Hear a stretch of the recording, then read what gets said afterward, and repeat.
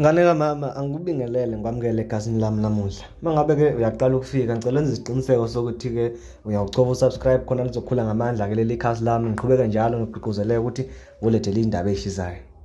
uMdumazi igezandalo igoso umfokamhlongo ubuyisene okanye uxolelene noThuthani umfokandlovu ongunjiniya walaphana ka-Tech Studio emva ke kokuxabana kwabo iminyaka emingaka ngenxa yentombi kaMdumazi kwakusole ukuthi yaba nobudlelwano okanye yazithola isembedeni naye ke uThuthani.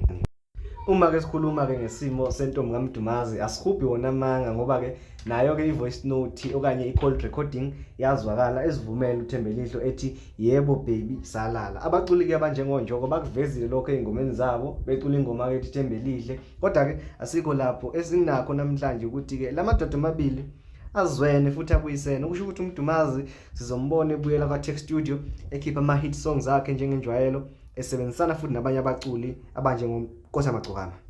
Mdumazi ke nawe Thuthani mfokandlovu senifisela ukuzwana nokusebenza kuhle.